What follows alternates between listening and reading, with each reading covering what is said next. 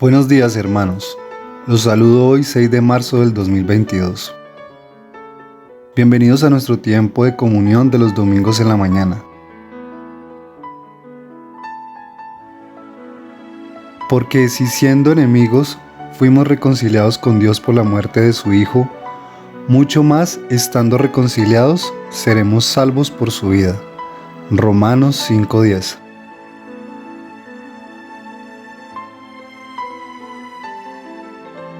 Avanzaremos en la serie La Salvación con el tema Cristo desciende del cielo. Consideraremos una de las grandes revelaciones que hay entre la sexta y la séptima trompeta. Buenos días, queridos hermanos.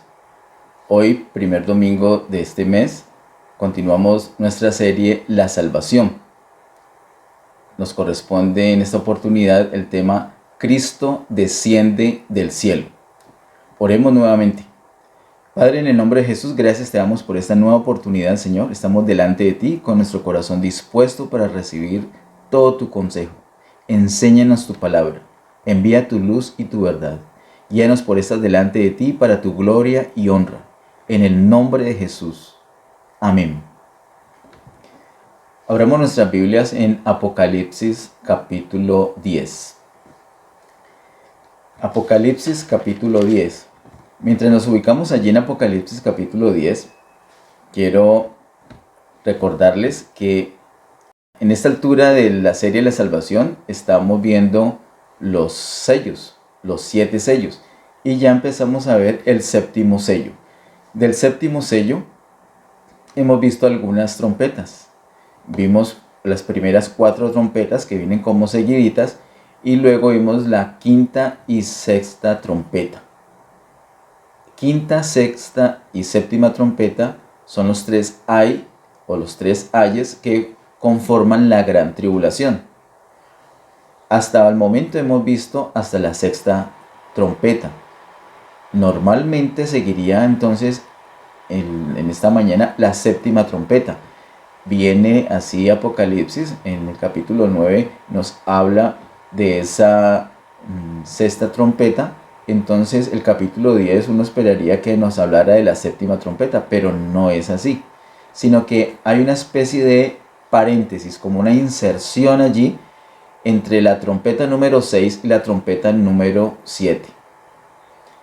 Esta estructura, este arreglo en Apocalipsis no es nuevo para nosotros, por lo menos no es nuevo para las personas que han seguido la serie La Salvación que estamos haciendo en la iglesia Getsemaní. Vimos cuando pasa del sello número 6 al sello número 7, también vimos una inserción. Les recuerdo que en el capítulo 7, en lugar de hablar del séptimo sello, porque hasta el capítulo anterior nos habíamos llegado hasta el sexto sello, entonces seguiría en el capítulo 7 de Apocalipsis el séptimo sello, pero no es así. El capítulo 7 nos muestra una inserción, un paréntesis entre el sello sexto y el sello séptimo. Un paréntesis. Les recuerdo que en ese paréntesis de Apocalipsis 7, el Señor nos revela el cuidado que va a tener para su pueblo. El trato especial durante la gran tribulación para el pueblo de Israel y también para su iglesia. Israel y la iglesia forman el pueblo del Señor que va a ser cuidado por Él de una manera muy particular. A los israelitas los va a sellar, a 144,000 los va a sellar para que no sufran el daño de esos sellos. Eso lo hemos visto.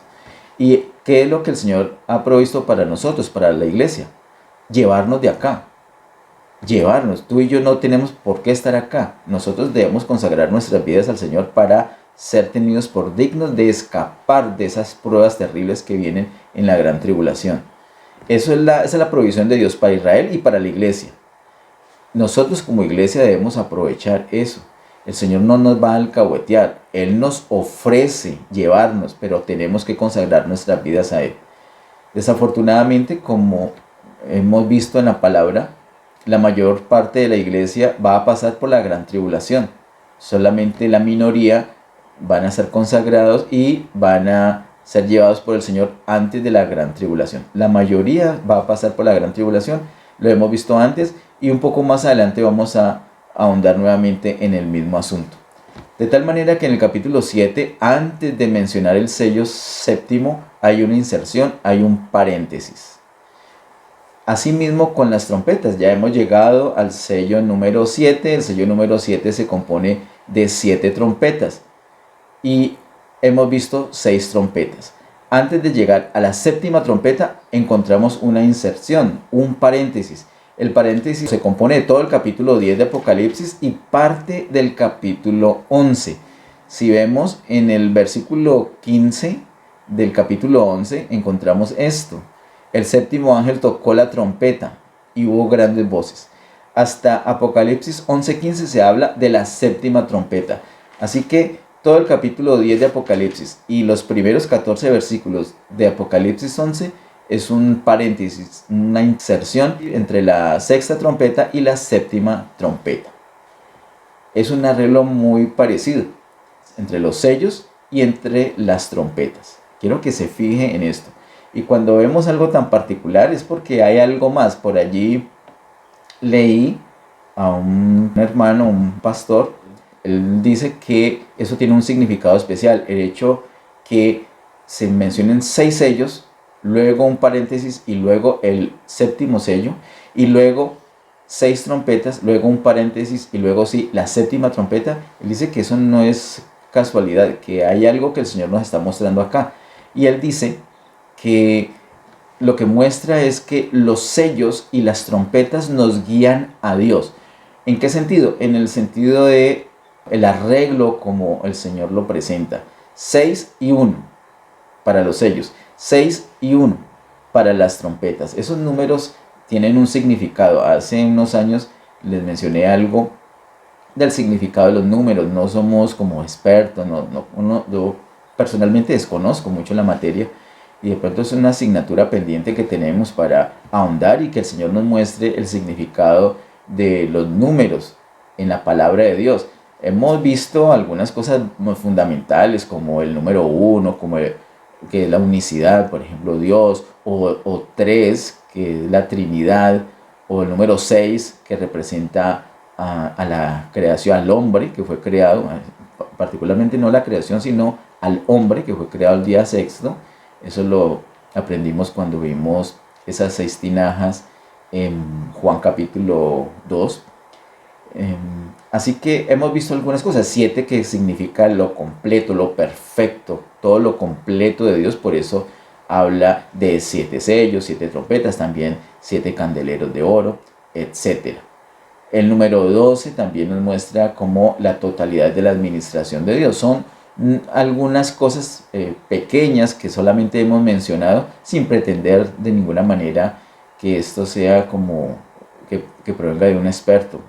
Vuelvo a decir, eso es una asignatura pendiente y el Señor en su momento nos dará luz sobre el significado de los números en su palabra. Pero me llamó mucho la atención lo que dice este hombre, este siervo. Dice que número 6 indica el hombre, por supuesto, y número 1 indica a Dios. Entonces 6 sellos y un sello más, la humanidad dirigida hacia Dios. Los sellos nos dirigen a Dios. Y luego habla de 6 trompetas y una trompeta más. 6, que es el hombre, a 1, que es Dios, el hombre dirigido a Dios. Los sellos y las trompetas nos dirigen a Dios, nos invitan, nos inspiran, nos conmueven, nos alertan, nos despiertan para que el ser humano busque a Dios. También dice este hermano que hay otro arreglo. Nosotros vimos el arreglo, no es porque este hermano lo mencione, la palabra de Dios dice, nos muestra ese arreglo entre los sellos.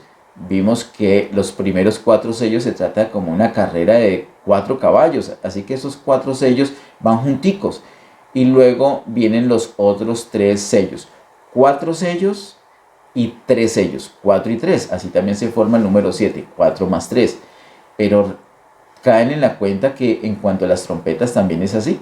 Se mencionan 4 trompetas inicialmente que no traen juicio directamente contra el ser humano, y luego la trompeta 5, 6 y 7, que son los tres ayes de la gran tribulación, que esas sí traen aflicción directamente para el ser humano. Nuevamente 4 y 3. 4 sellos, 3 sellos. 4 trompetas, 3 trompetas. Aquí ese número 4, y ese sí lo vimos cuando pasamos por Apocalipsis capítulo 5, esos 4, el número 4 está representando a las criaturas, a la creación en general.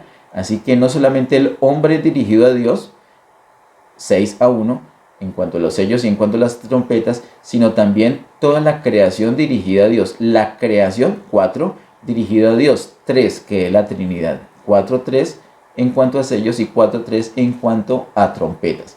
Hermanos, esto solamente lo menciono como algo que me pareció muy particular y con mucho sentido, pero no lo encuentro pues que en la palabra de Dios nos diga que 6 es esto y 1 es esto, así explícitamente aquí en Apocalipsis no lo encuentro. Pero creo que tiene mucho de veras esta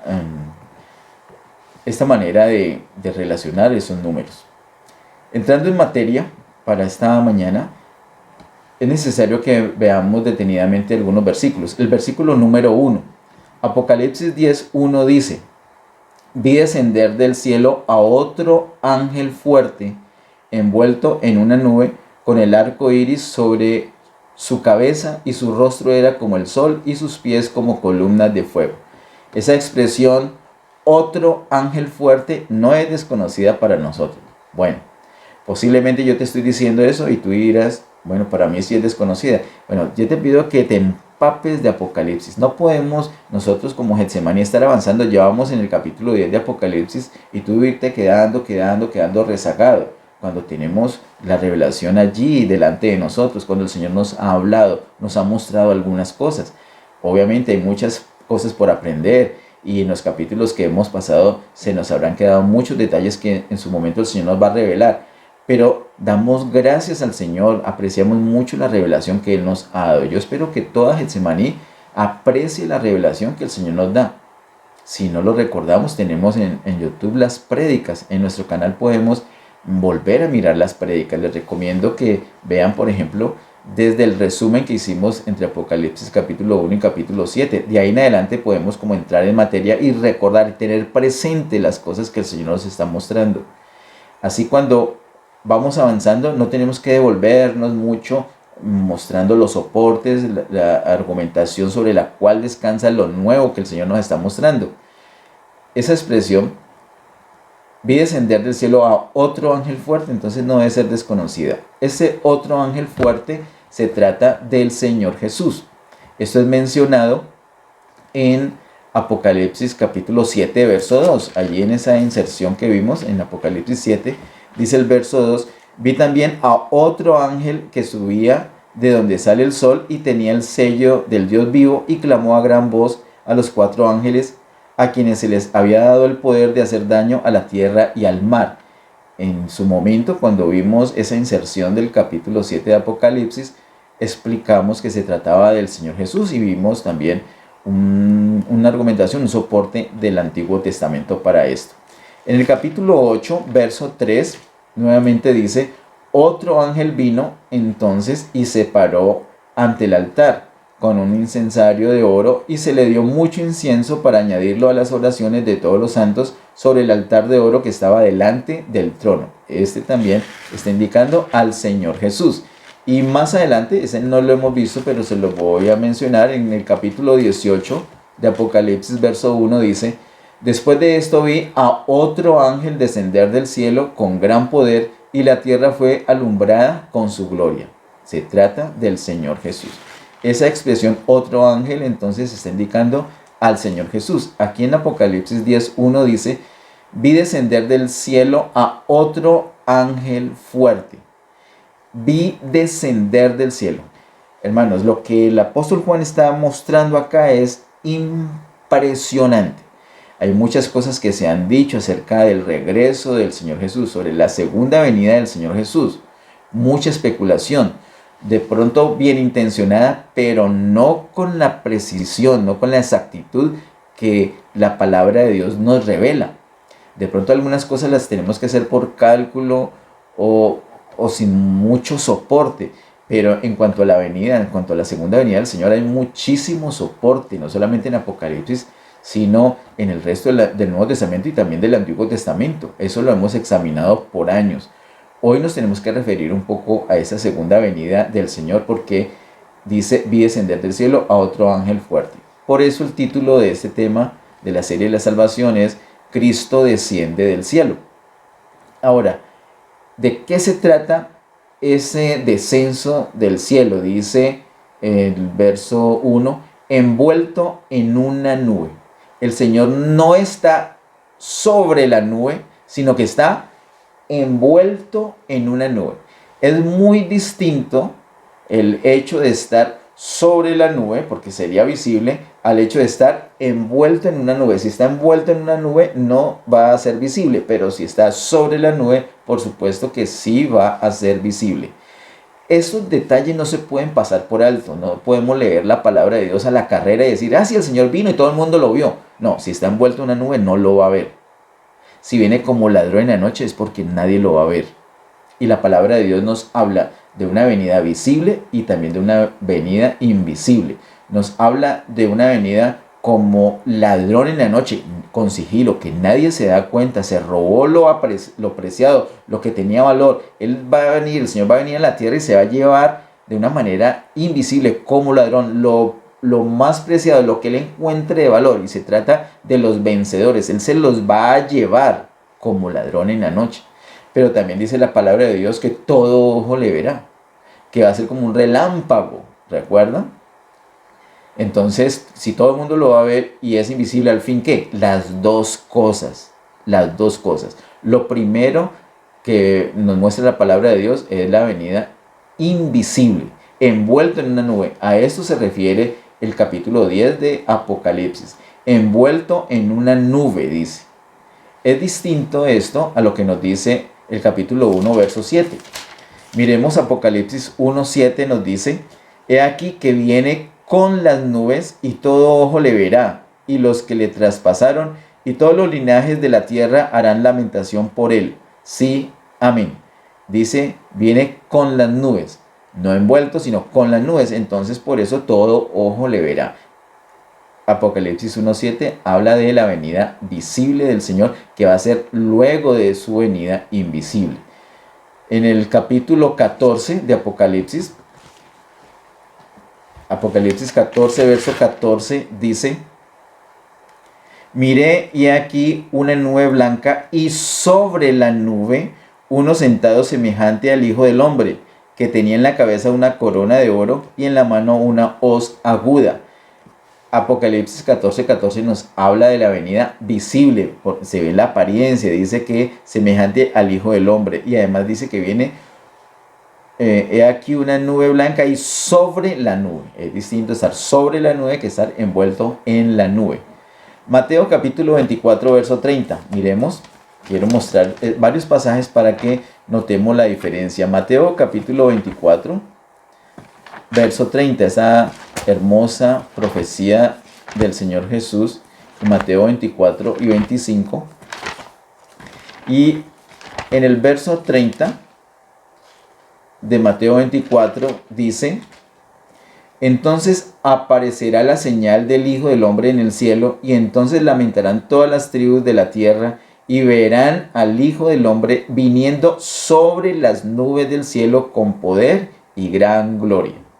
Hermanos, es algo como tan sencillo, tan simple, estar sobre las nubes y estar envuelto en las nubes, pero si no marcamos la diferencia, entonces nos confundimos. Y si vamos por un camino errado, pues vamos a llegar a un destino que no es, un destino incorrecto. La palabra de Dios debemos trazarla con mucho cuidado, con mucho sigilo, debemos disfrutar, así como alguna vez hablábamos, como cuando uno se está comiendo un caldito de costilla, algo así que tiene tanta sustancia y ese huesito nos da pena, pero es que es tan rico, lo queremos sorber, lo queremos degustar porque es tan delicioso. La palabra de Dios también debe ser así. No dejemos los huesitos con carnita y con todo el sabor allí. Disfrutemos. Debemos ruñir cada huesito, debemos ruñir cada versículo, cada palabra la tenemos que mirar. Y la mejor manera es hacerlo en oración. es tener una actitud de oración, estar adorando al Señor, disfrutar cuando el Señor habla, compartirlo con alguien, charlarlo, emocionarnos. Eso nos va a llevar a asustarnos, nos va a llevar a alegrarnos, nos va a llevar a gritar gloria a Dios, a llorar de emoción, a darle gracias al Señor por lo que nos está mostrando. No podemos pretender que la palabra de Dios es un libro de lectura rápida, es un libro para leerlo con tranquilidad, lentamente, meditando y en presencia del Señor, porque Él nos está hablando en ese momento. Así que hay una diferencia en esto. Aquí Apocalipsis capítulo 10, volvamos allí, nos habla de la venida invisible del Señor. Entonces, si encontramos esta inserción de Apocalipsis antes de la séptima trompeta, ¿qué quiere decir? Que antes de la séptima trompeta el Señor ya viene de manera invisible. Hermanos, estamos hilando delgadito, estamos enfocando una escena concreta, un espacio, un tiempo específico, una situación muy particular. No estamos hablando, el Señor va a venir por segunda vez, estamos mirando exactamente en qué momento va a venir. Apocalipsis capítulo 10 es pura revelación. Nos está mostrando que antes de la séptima trompeta, antes de esa final trompeta que el apóstol Pablo refiere, antes de que suene esa séptima trompeta, el Señor ya ha venido de manera invisible. Viene como ladrón a llevarse un bien preciado para él. Muy bien. ¿Qué más nos dice el versículo 1? Nos dice, envuelto en una nube con el arco iris sobre su cabeza. No lo vamos a leer, pero sí le voy a dar la cita en Génesis capítulo 9, del verso 8 al 17. Recuerdan que el Señor hace un pacto con el ser humano y con toda la creación, un pacto de que la tierra no será destruida nuevamente por agua. Entonces, debemos tener claridad de que la tierra sí va a ser destruida. Lo que pasa es que no va a ser destruida por agua, sino por fuego. Esto lo dice explícitamente el apóstol Pedro, y en Apocalipsis estamos viendo una degradación de la tierra de una manera impresionante con esas, desde el sexto sello y luego las primeras 4 trompetas del séptimo sello, y que afectan toda la creación, no directamente al hombre. Y luego en la trompeta 5 y 6, pues la aflicción terrible contra el ser humano. La tierra va a ser destruida, pero hay una promesa que el Señor no la va a destruir con inundación, con agua, con un diluvio, como sucedió en la época de Noé.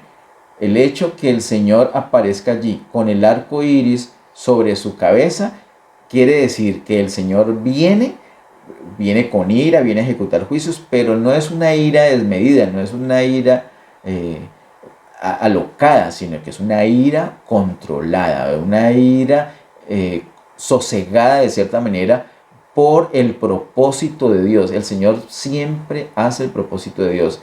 Es un juicio encaminado al propósito de Dios, como lo hemos dicho varias veces desde el capítulo 5 de Apocalipsis. El Señor está en el trono para ejecutar los juicios. Ahora desciende del cielo con el arco iris, dice, con el arco iris sobre su cabeza. Es porque va a ejecutar juicio, pero de acuerdo a la misericordia, de acuerdo al pacto que ya ha hecho con el ser humano y con la creación en general. Dice también el verso 1, su rostro era como el sol y sus pies como columnas de fuego. Esa expresión, columnas de fuego, es una expresión muy especial que quiero que miremos en Gálatas capítulo 2. Usa esa misma expresión de columna. Gálatas capítulo 2, verso 9. Dice, y reconociendo la gracia que me había sido dada, Jacob, Cefas y Juan, que eran considerados como columnas, nos dieron a mí y a Bernabé la diestra en señal de compañerismo, para que nosotros fuésemos a los gentiles y ellos a la circuncisión. Lo que quiero resaltar acá, aunque dicen muchas cosas muy interesantes, ese versículo es muy especial, da mucha información del ministerio de Pablo y el ministerio de los otros 3 discípulos mencionados aquí, Jacobo, Cefas y Juan. Pero lo que quiero enfatizar es que Jacobo, Cefas y Juan eran considerados como columnas. Columnas en el pueblo de Dios, es decir, personas muy firmes. Columna nos habla de firmeza. Los que saben de construcción, los que saben de arquitectura, pues tienen una mejor noción del asunto. Columna nos habla de firmeza. Y aquí está diciendo, y sus pies, verso 1, y sus pies como columnas, pero columnas de fuego. El fuego nos habla de la santidad. En Éxodo sí que nos habla del asunto y he escogido un versículo. Éxodo 19, 18. Éxodo 19, 18 dice: todo el monte Sinaí humeaba porque Jehová había descendido sobre él en fuego. Es hermosa la manera como lo dice aquí la palabra. Había descendido sobre Sinaí en fuego.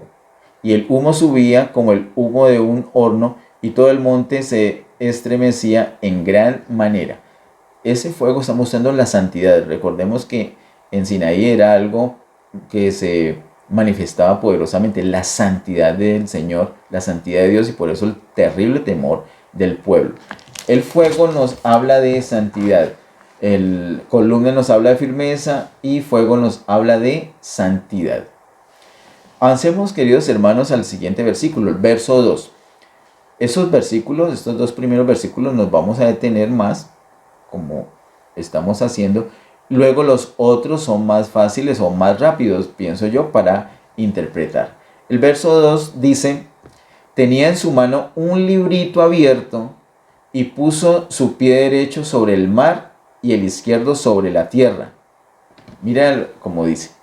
En ese librito, dice, tenía en su mano un librito abierto. No hay otro libro ni librito, sino el mismo libro que es mencionado en el capítulo 5. Por ahí ya pasamos.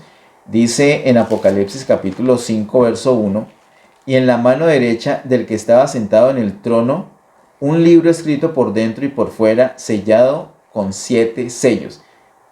Aquí está el Padre Celestial con el libro en la mano derecha. Ese libro está sellado. Recuerden que el Cordero de Dios es hallado digno para tomar el libro y desatar los sellos. Es ese mismo libro. En el mismo capítulo 5, el verso 5 dice: y uno de los ancianos me dijo: no llores, he aquí que el león de la tribu de Judá, la raíz de David, ha vencido para abrir el libro y desatar sus 7 sellos.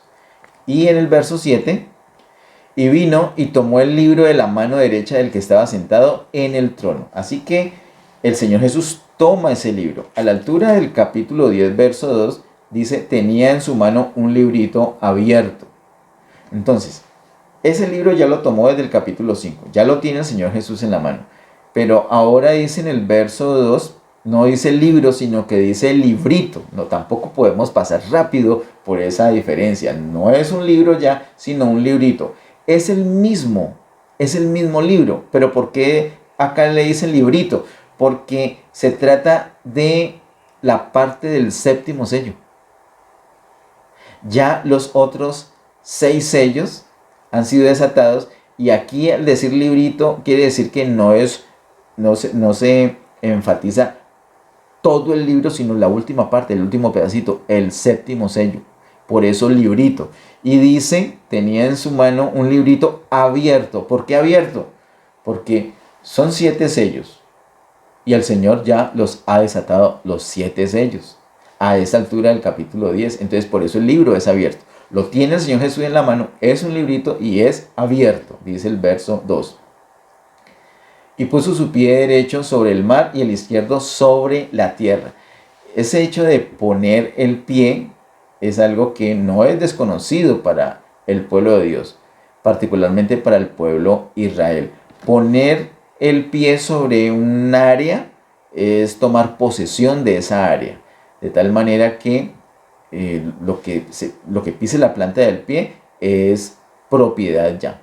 Miremos esto en Josué.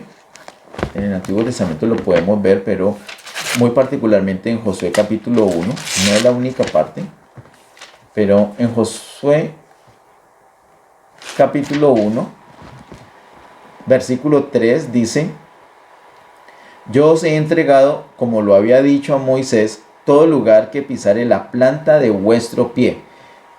Me gustó mucho escogí este verso porque de una vez involucra algo que ya el Señor había dicho, y se lo había dicho a Moisés. Yo os he entregado, como lo había dicho a Moisés, todo lugar que pisare la planta de vuestro pie. Así que un poco más atrás, en Deuteronomio, seguramente vamos a encontrar por lo menos un pasaje, no tengo la cita ahorita, yo la leí, donde a Moisés y al pueblo Israel en general se le dice lo mismo: todo lugar que pisara la planta de pie será de ellos. El Señor entonces viene, literalmente desciende del cielo con un propósito específico: tomar posesión de la tierra. ¿Por qué va a hacer eso? En Salmos capítulo 2, verso 8, por favor miremos, proféticamente dice así: Salmos capítulo 2, verso 8.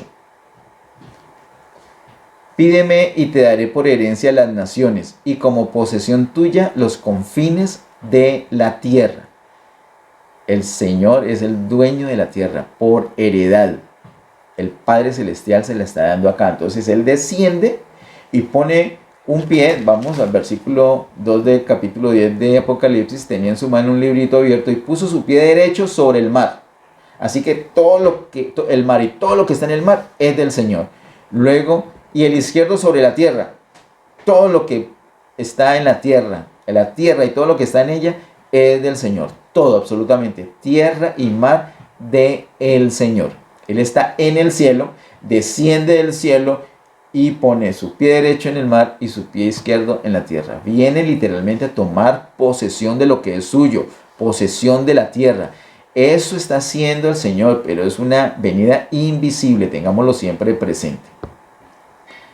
Avancemos, queridos hermanos, a los versículos 3 y 4. Apocalipsis 10, 3 y 4 dice: y clamó a gran voz como ruge un león. Y cuando hubo clamado, 7 truenos emitieron sus voces. Cuando los 7 truenos hubieron emitido sus voces, yo iba a escribir, pero oí una voz del cielo que me decía: sella las cosas que los 7 truenos han dicho y no las escribas. Miremos esos versos más detenidamente. Dice que, versículo 3 dice: y clamó a gran voz como ruge un león. Así está rugiendo el Señor. Esa expresión también es una expresión muy conocida en la palabra. Vamos por favor a Proverbios capítulo 20. Proverbios capítulo 20, verso 2. Dice Proverbios 22: como rugido de cachorro de león es el terror del rey. El que lo enfurece peca contra sí mismo. Uy, hermanos, en otras palabras, déjenlo quietico. No haga enfurecer a ese león. No haga enfurecer al rey. Acá tenemos nuestro rey, ese es el Señor. Y dice el verso 3: y clamó a gran voz como ruge un león. Hermanos, el rugido de un león es sencillamente muy atemorizante. Dice que el que hace enojar al león peca contra sí mismo, dice Proverbios 22, total. O sea, es un suicidio. ¿Cómo se le va a ocurrir hacer enojar a un león? Déjelo quietico, déjelo quietico. Pero ahora viene el Señor, desciende del cielo, viene con toda su ira y ruge. Dice, clamó a gran voz como ruge un león. Y ese rugido es tan tremendo que cuando hubo clamado, 7 truenos emitieron sus voces. Hermanos, el rugido de un león, yo recuerdo con los hijos estar en alguna ocasión en el zoológico, y cuando rugía el león era impresionante. Nosotros, estando aún retirados del área donde estaban los leones, se escuchaba ese rugido, pero paralizaba del miedo, literalmente. Es impresionante el rugido de un león. Es impresionante. Así va a ser el Señor. Va a rugir como un león. Y dice el verso 3 que cuando hubo clamado, 7 truenos emitieron sus voces. Y claro, estaba Juan allí. Verso 4 dice: cuando los 7 truenos hubieron emitido sus voces, yo iba a escribir, él iba a tomar nota. Uy, esos truenos lo que están diciendo, terrible, y va a escribir. Pero mire lo que sucede. Pero oí una voz del cielo que me decía, sella las cosas que los 7 truenos han dicho y no las escribas. El Señor le prohibió a Juan escribir esas cosas que decían los 7 truenos. ¿Tienes curiosidad? ¿Quieres que miremos en la palabra de Dios dónde está escrito lo que decían esos truenos? Pues no está, porque el Señor le prohibió que Juan las escribiera. Hermanos, no vamos a ir en contra de lo que el Señor está diciendo. El Señor dijo que no las escribiera, por eso no están escritas. No hay revelación al respecto de esto. Eso estará oculto y en su momento, llegará un momento donde, como dice el apóstol Juan, vamos a verlo cara a cara y vamos a entender las cosas tal como son, con una transparencia total. Vamos a estar al mismo nivel del Señor en cuanto a la posibilidad, la capacidad para entender las cosas, porque las vamos a ver tal como son. Y vamos a darnos cuenta entonces por fin qué era lo que decían esos truenos. Por el momento eso queda sellado porque el Señor le dijo a Juan que sellara esas cosas y que no las escribiera. Sigamos adelante, queridos hermanos. Vamos a los versículos 5 y 7. Apocalipsis capítulo 10, versos 5 al 7. 5 al 7 dice: y el ángel que vi en pie sobre el mar y sobre la tierra levantó su mano al cielo y juró por el que vive por los siglos de los siglos, que creó el cielo y las cosas que están en él, y en la tierra y las cosas que están en ella, y el mar y las cosas que están en el mar, que el tiempo no sería más. O sea, se acabó esto. Verso 7. Sino que en los días de la voz del séptimo ángel, cuando él comience a tocar la trompeta, el misterio de Dios se consumará, como él lo anunció a sus siervos, los profetas. Hermanos, queridos hermanos, hay mucho que decir acá, pero hay un asunto solemne acá. ¿Recuerdan cuando vimos en el capítulo 8 de Apocalipsis que se mencionan los 3 ay, y luego de esos 3 hay un silencio en el cielo por 1 hora? Eso es un asunto solemne porque vienen los 3 ay, o los 3 ayes que conforman la gran tribulación. Antes de esos 3 ayes hay ese silencio, es un terror, es un temor impresionante.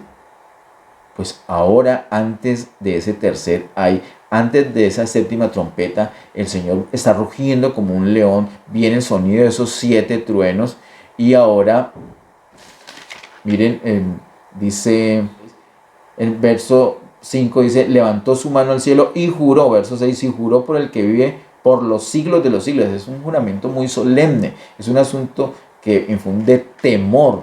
¿Qué es lo que dice? Que el tiempo no sería más. El tiempo. Nosotros hemos hablado del tiempo de unos años hacia acá y hemos dado una definición matemática. Realmente yo creo que no somos nosotros, es la palabra de Dios y nosotros lo hemos leído de allí. Mira, el tiempo no sería más. ¿Qué es el tiempo? Lo hemos definido así, como un segmento entre 2 eternidades.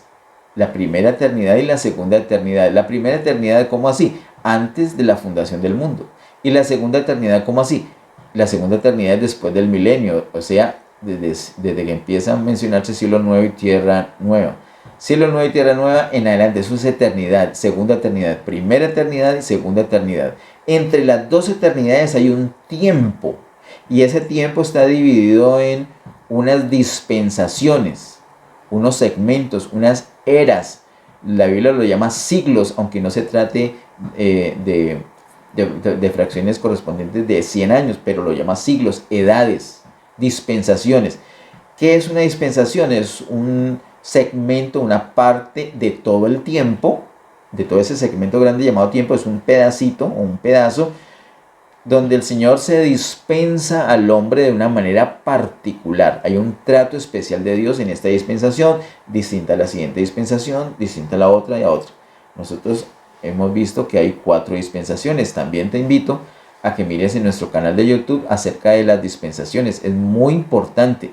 Ser entendido de los tiempos es muy importante. Queridos hermanos, aprovecho para hacer este comentario. Generalmente cuando escucho que alguien va a decir algo y como preámbulo dice, hay que ser entendido de los tiempos, y luego lo que dice es, generalmente ha sido un horror, en la mayoría de los casos.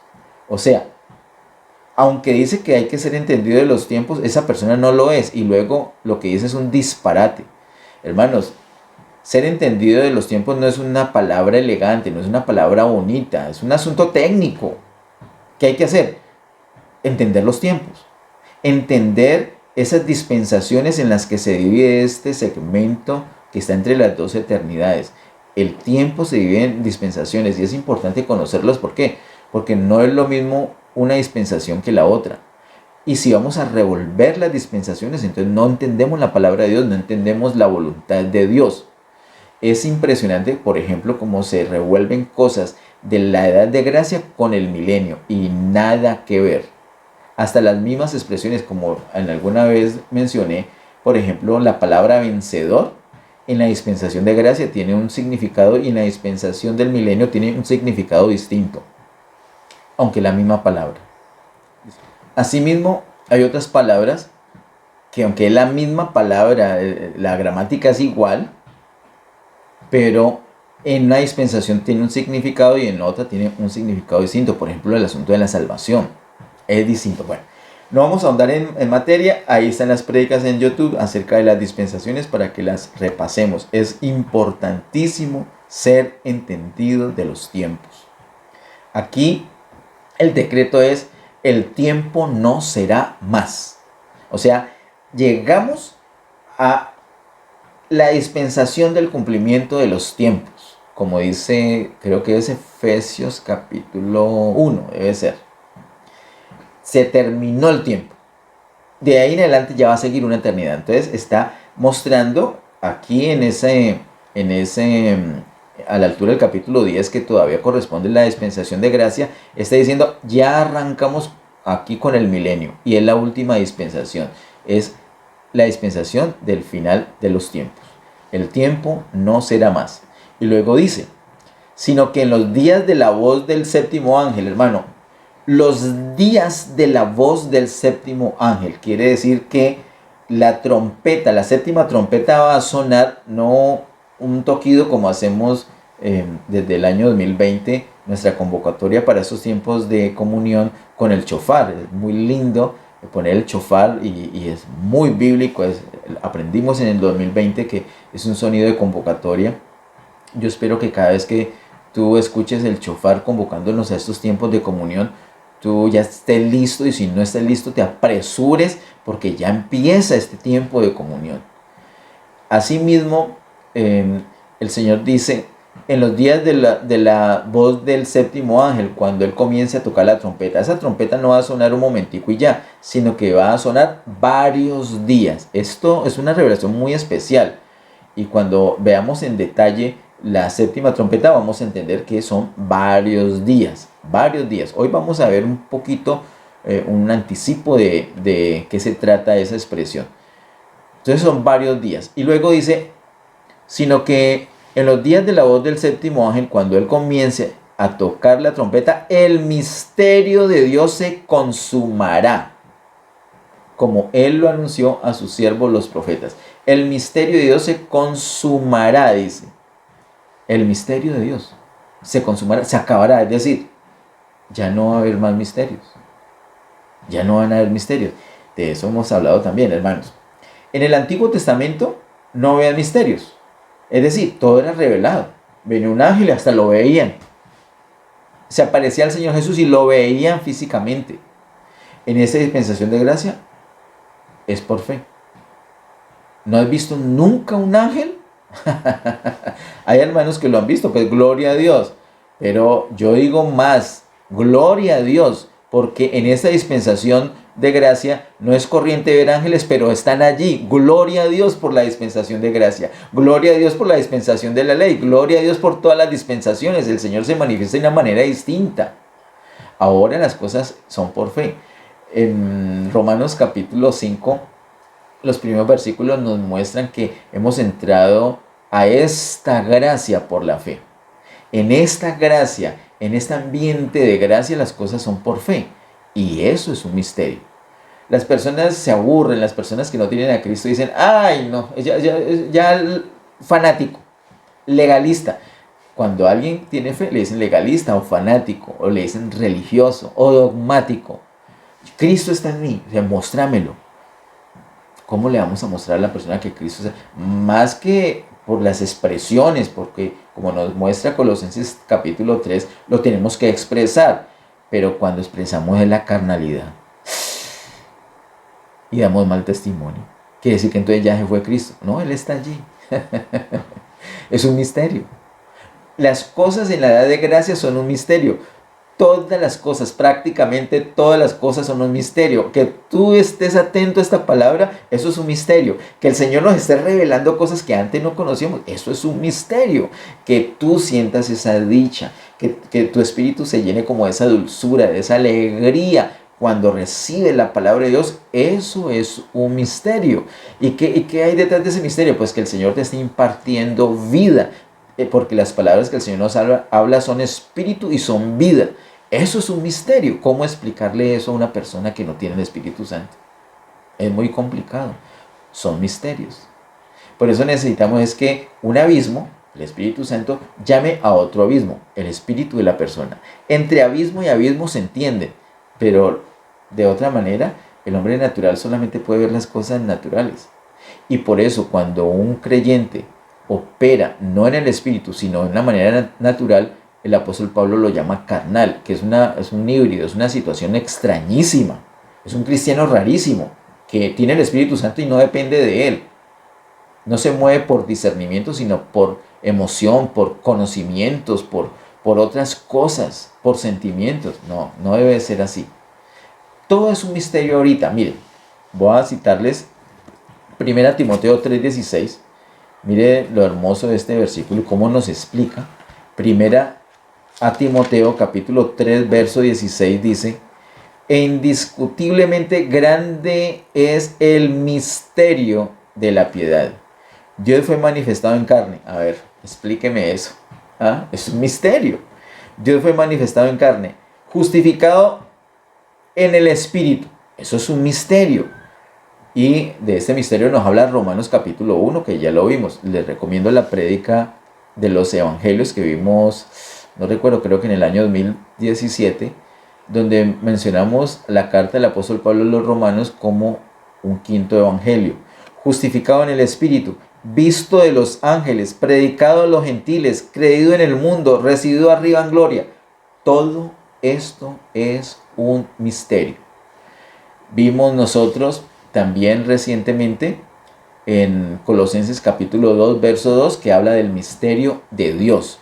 Y en Efesios capítulo 3, verso 4 al 6, que habla del misterio de Cristo. El misterio de Dios es Cristo. Cristo es un misterio. Y el misterio de Cristo en la iglesia. La iglesia es un misterio. Hermanos, si muchas veces para nosotros mismos que ya tenemos al Espíritu Santo, que somos creyentes, que somos iglesia, la misma iglesia es un misterio. ¿No ven, hermanos, que muchos de nosotros nos hemos sentido débiles porque no tenemos un local para reunirnos? Y decimos, es que me hace mucha falta la iglesia. ¿Te hace falta la iglesia? Entonces conéctate con la iglesia, aquí estamos conectados. Pero como la iglesia es un misterio, tendemos a pensar que la iglesia es el local, son las paredes. Y nos hace falta las paredes en vez de hacernos falta lo que realmente es la iglesia, el cuerpo de Cristo. Todos nosotros, el cuerpo de Cristo. La iglesia es un misterio, Cristo es un misterio. Las cosas en el Nuevo Testamento son misteriosas. ¿Recuerdas Mateo capítulo 13? Nos habla de los misterios del reino. El capítulo 13, verso 11 dice así. Mateo 13, 11 dice: Él respondiendo les dijo: porque a vosotros os es dado saber los misterios del reino de los cielos, mas a ellos no les es dado. El reino tiene sus misterios.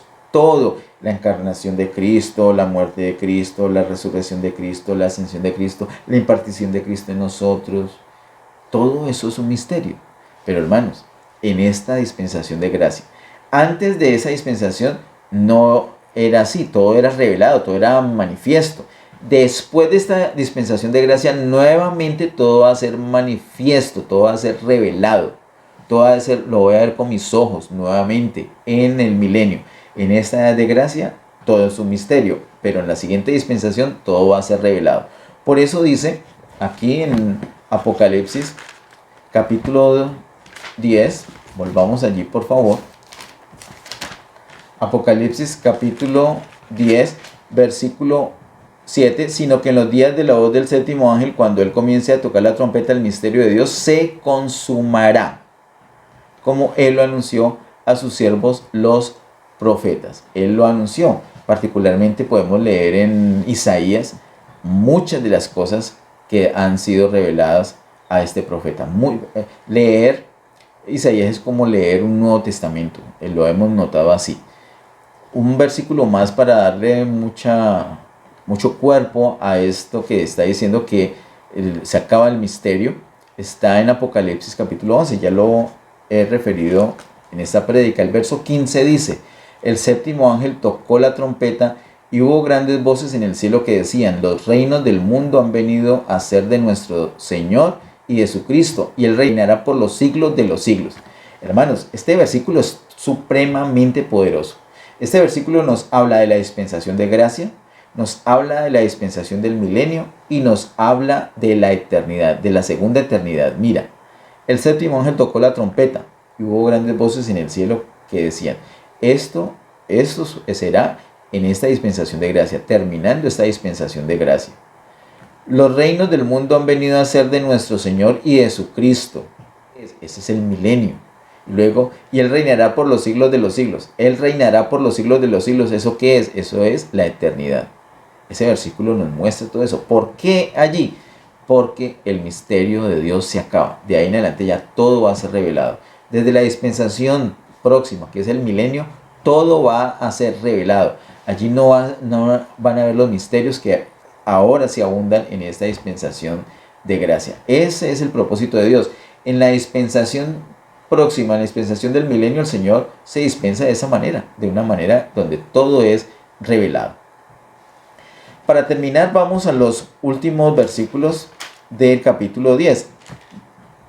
Apocalipsis capítulo 10, versos 8 al 11. Dice: la voz que oí del cielo habló otra vez conmigo y me dijo: ven y toma el librito que está abierto en la mano del ángel que está en pie sobre el mar y sobre la tierra.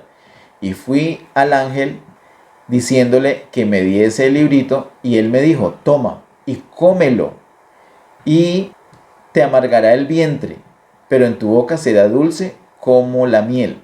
Entonces tomé el librito de la mano del ángel y lo comí, y era dulce en mi boca como la miel, pero cuando lo hube comido amargó mi vientre.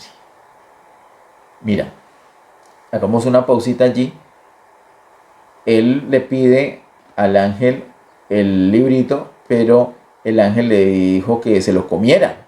Y le dice: toma, verso 9, toma y cómelo, y te amargará el vientre. El Señor le advierte, recuerda que ese ángel es el Señor Jesús le advierte a Juan que lo tiene que comer, pero que le va a amargar el vientre, pero que en la boca será dulce. El Señor sabe anticipadamente lo que va a suceder, el resultado del asunto.